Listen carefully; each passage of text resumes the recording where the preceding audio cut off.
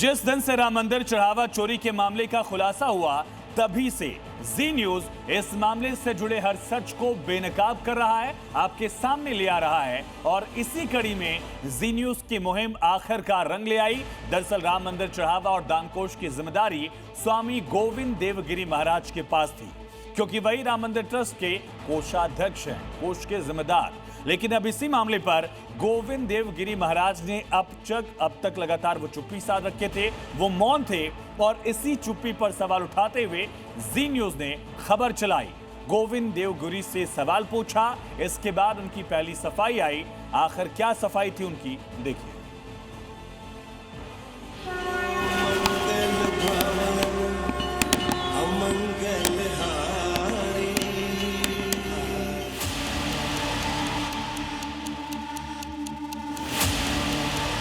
महाराज जी, राम मंदिर को लेकर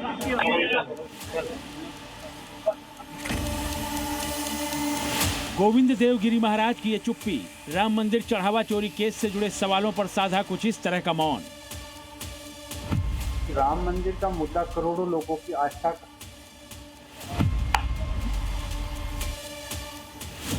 देश के साधु संतों को नश्तर की तरह चुभ रहा है, क्योंकि अब तक राम मंदिर से दान चोरी करने वाले 8 अधर्मियों की गिरफ्तारी हो चुकी है।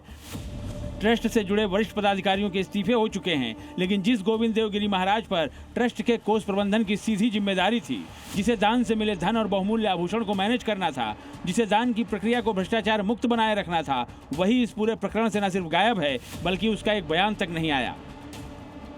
कोषाध्यक्ष जी अभी तक कहाँ हैं? इतनी बड़ी घटना हो गई है, 8 लोगों की गिरफ्तारी हो गया, ये लोग कह रहे हैं अफवाह है, इल्जाम लगाया जा रहा है, तो उनको आकर के स्पष्टीकरण करना चाहिए था समाज के लिए। देखिए, सबसे पहले चंपत राय जी से भी पहले इस्तीफा बनता है कोषाध्यक्ष का, क्योंकि गड़बड़ी कोष में हुई है, ना कि ट्रस्ट में हुई है। इसमें कहीं ना कहीं गोविंद गिरी जी की सबसे पहले जवाबदेही थी, क्योंकि वो वित्त प्रबंधन वही देख रहे थे। वो SIT जांच से भी मुझे लग रहा है बच रहे हैं। राम जन्मभूमि परिसर में उनको मैंने नहीं देखा विगत 1 महीने से, जब से प्रकरण चल रहा है। मौन होने का समय नहीं है। अन्य समय में बड़े भाषण वक्तव्य आए हैं, इस समय भी देश उनको सुनना चाहता है, बताना चाहिए। अब ये कुछ न कुछ तो झोल है इसमें, दाल में काला है, क्योंकि कोषाध्यक्ष के ऊपर सारी जिम्मेदारी होती है। कोष का मालिक कोषाध्यक्ष है, साइन उनके साइन से पैसा जाता है, जमा होता है। अब कहाँ है वो, किसको उन्होंने अथॉरिटी दे रखी है, ये तो एक समझने का विषय है। गोविंद देवगिरी महाराज पर सवाल यूं ही नहीं खड़े हो रहे हैं। यूं ही साधु संत राम मंदिर ट्रस्ट के कोषाध्यक्ष गोविंद देव महाराज के इस्तीफे की मांग नहीं कर रहे। वजह साफ है, जब SIT हर उस शख्स से पूछताछ कर रही है जिसका ताल्लुक चढ़ावा चोरी से हो सकता है, यहाँ तक कि आरोपियों के परिवारों के सदस्य, रिश्तेदार, ट्रस्ट से जुड़े पदाधिकारी, मंदिर की व्यवस्था से जुड़े लोग सब SIT की जांच के दायरे में हैं, तो फिर राम मंदिर ट्रस्ट के जिस विभाग में ये कांड हुआ, वही जांच के दायरे से बाहर क्यों है?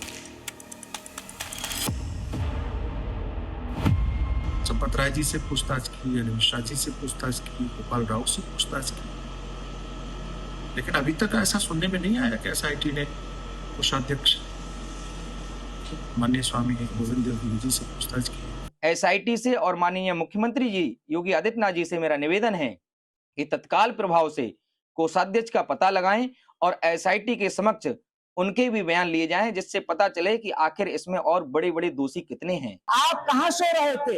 70 बार चोरी हुआ, आप सो रहे थे? आपकी जिम्मेदारी नहीं बनती है कि पैसे की लेन देन का आप कोषाध्यक्ष बन गए, प्रमुख बन गए, आप ही प्रभु बन गए। अयोध्या में जनमानस नहीं है, अयोध्या में पूज्य संत विद्वान नहीं है। आरोप बेहद संगीन है, क्योंकि फरवरी 2020 में राम मंदिर ट्रस्ट की पहली बैठक में स्वामी गोविंद देवगिरी को ट्रस्ट का कोषाध्यक्ष बनाया गया था। ऐसे में यह भी जानना जरूरी है कि बतौर ट्रस्ट कोषाध्यक्ष स्वामी गोविंद देव की सीधी जिम्मेदारी क्या थी। दरअसल स्वामी गोविंद गिरी महाराज को राम मंदिर में आने वाले चढ़ावे का प्रबंधन देखना था, दान का पैसा सुरक्षित रहे इसकी निगरानी करनी थी, चढ़ावे में हेराफेरी ना हो इसकी जिम्मेदारी संभालनी थी, आभूषणों और बहुमूल्य वस्तुओं का रिकॉर्ड रखना था। इतना ही नहीं, बतौर कोषाध्यक्ष ये भी देखना था कि दान की गिनती व्यवस्था फुल प्रूफ हो, काउंटिंग सेंटर में CCTV, सरप्राइज ऑडिट जैसी व्यवस्था हो। लेकिन साधु संतों का आरोप है कि बतौर कोषाध्यक्ष गोविंद देवगिरी महाराज ऐसा करने में नाकाम रहे, तभी तो रामधन की लूट हुई। हालांकि पहली बार इस पूरे मामले पर गोविंद देवगिरी महाराज की तरफ से सफाई पेश की गई है, वो भी लिखित में। और अपने बयान में गोविंद देव महाराज ने तमाम आरोपों को निराधार बताते हुए राम मंदिर में आने वाले चढ़ावे की गिनती के काम से खुद को दूर बताया है। खैर, ये तो जांच में सामने आएगा कि किसकी जवाबदेही थी और कौन इस अधर्म के लिए जिम्मेदार था। मगर इस वक्त गोविंद देवगिरी महाराज पुणे में मौजूद अपने वैदिक आश्रम में हैं और वो जल्द ही दिल्ली से होते हुए अयोध्या भी जा सकते हैं।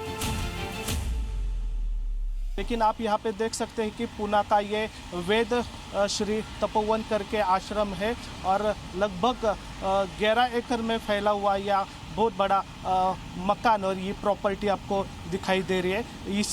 इसी आश्रम में कल रात से गोविंद जी महाराज यहाँ पे बैठे हुए। अब ये देखना होगा कि क्या गोविंद देवगिरी महाराज एसआईटी के जांच के दायरे में आते हैं, क्या वो भी अपने पद से इस्तीफा देते हैं। ब्यूरो रिपोर्ट, जी मीडिया। जिन्होंने यूज किया है वो जानते हैं असली हींग का स्वाद। MDH सुपर हींग, शुद्धता का असली तड़का। MDH